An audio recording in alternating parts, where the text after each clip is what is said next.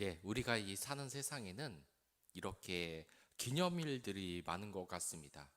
그 나라에서 지정한 이 공휴일도 공휴일이지만 개인적으로도 많이 이러한 날들이 있지 않습니까? 생일을 기념하기도 하고 또한 이 연인들은 여러 가지 또 일이 있지 않습니까? 2월 14일, 3월 14일, 4월 14일, 5월 14일 이런 식으로 자꾸 어떤 특별한 날을 만들려고 한다는 겁니다. 이 기념일은 왜 만드는 겁니까? 기뻐하려고 만드는 것이 아닌가 합니다. 물론 이 6.25처럼 이게 우리의 아픔을 간직하라는 그런 것도 있지만 대부분의 이 기념일은 무엇인가를 소중히 기억하자라는 의미가 있습니다. 그런 면에서 우리가 이 부활절을 그냥 넘어가고 크리스마스 같은 것을 그냥 넘어갈 것이 아니라 계속 이렇게 계속 한 자리에서 이 주님의 은혜를 축복하는 이런 모이는 자리가 있어야 된다는 겁니다. 제가 이 예전에는 이 K리그 보는 것을 좋아했습니다. 근데 그 계기가 뭐냐? 바로 월드컵이었습니다. 이 월드컵을 보면 이 한국 선수들이 세계 선수들과 같이 열심히 이 몸싸움을 벌이면서 조국을 위해서 이 축구 경기를 하는 것을 보면 이 평소에 축구를 모르는 일반인들도 이 축구에 대해서 얼마나 관심을 갖습니까? 그래서 그때 어떤 사람들이 있었냐? 이 월드컵에서 한국 선수들이 너무나 열심히 뛰니까 월드컵을 왜 4년에 한 번씩 하냐? 2년에 한 번씩 해야 된다. 아니, 매년 해야 된다. 이렇게 이야기하는 사람들이 있었습니다. 그게 왜 그렇습니까? 이 월드컵이란 일이 워낙에 즐거운 축제이기 때문입니다.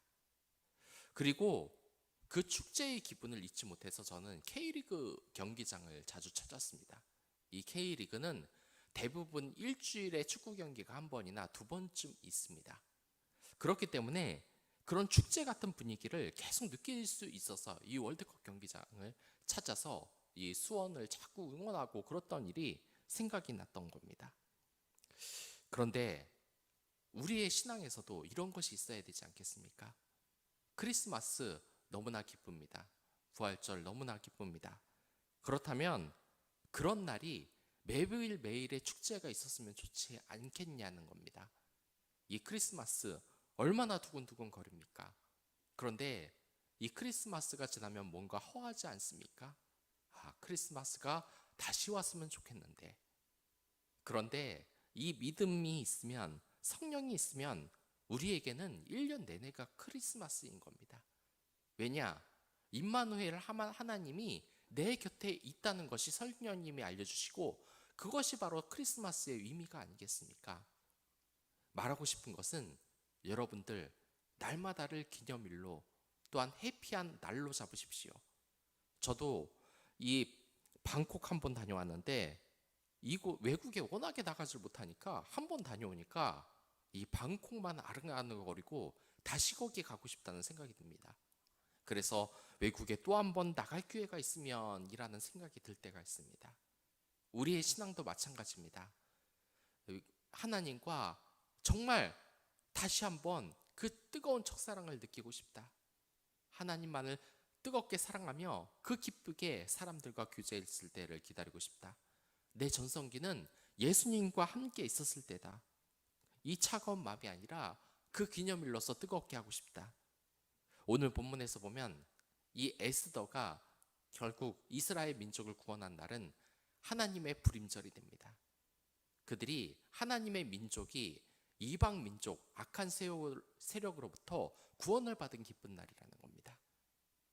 여러분들 크리스마스를 좋아하십니까?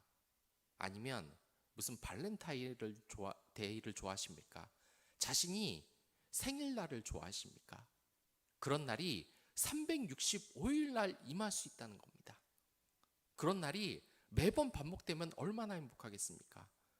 주의를 보면 이해가 안 가는 사람들이 있습니다.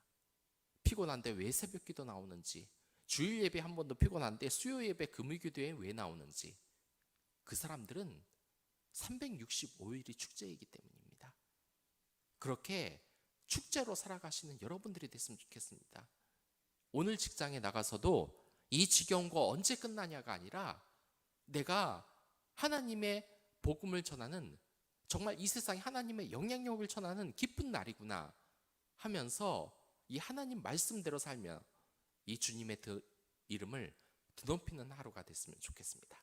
그럼 다 같이 기도하도록 하겠습니다.